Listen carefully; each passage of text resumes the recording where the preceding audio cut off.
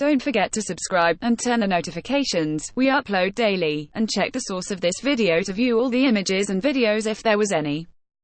New York City, Sage Louise, slept outside the Immigration, Customs and Enforcement (ICE) agency building in New York's Greenwich Village Monday night.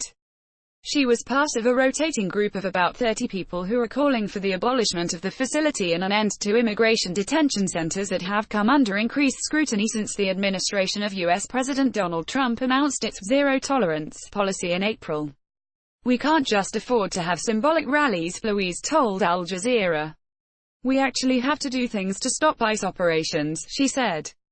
"It's just imperative at this point." On Monday, #OccupyICE forced the agency to temporarily cancel a series of immigration hearings, with officials citing a need to ensure the safety of ICE employees, the court, the public and detainees, according to local media. The facility resumed operations the following day. #OccupyICE is part of nationwide Occupy ICE movements that have successfully forced ICE facilities in several other U.S. cities to temporarily halt their operations. The New York City activists said they took their inspiration from and networked with other #OccupyICE groups, including those in Portland and Philadelphia. Similar protests have also taken place in Detroit and San Diego. Just over a week ago, protesters in Portland, Oregon, forced a facility to shut its doors. Protesters remained outside the Portland facility early on Wednesday, despite a warning from federal officials that arrests could take place at any time, according to local media. Immoral. Bowing to pressure, Trump signed an executive order last Wednesday, ending the most controversial part of the zero-tolerance policy, separating children from their parents at the border. Article GWID. Following that order, the Department of Justice asked a California court to modify a federal court ruling that said migrant and refugee children can only be kept in detention for up to 20 days. In Los Angeles, California, protesters set up camp outside the Roybal Federal Building.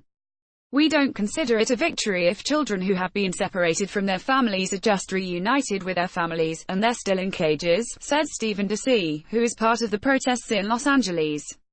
"That's still immoral," Ducey told Al Jazeera by telephone. "That's still completely against what this country should stand for." Ducey said most reactions by passers-by have been positive, though on one occasion opponents threw eggs at the protests. ICE had not responded to Al Jazeera's request for comment at the time of publication. A spokeswoman for ICE told The Gothamist that New York protesters were spreading misinformation and advocating violence. Support from some politicians. The activist call has won some support among Democratic politicians.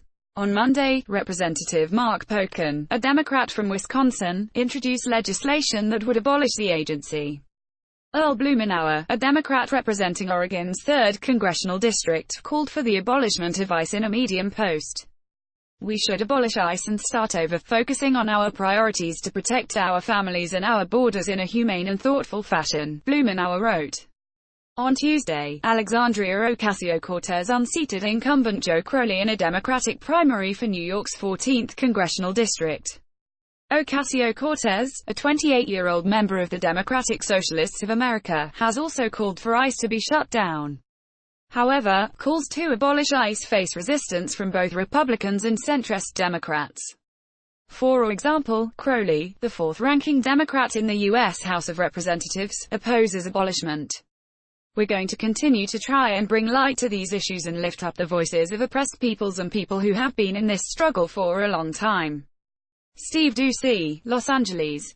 Louise said that the New York protesters were thinking about evolving the occupation to look at other ICE buildings that may be more appropriate, adding they were considering spaces where they may have a greater impact occupying. Activists maintain ICE represents a punitive model of immigration enforcement that is both ineffective and inhumane. "I'm not even thinking about what ICE looks like under Trump," Louise said. "Under Obama's administration, I'd feel the same way. ICE just needs to go."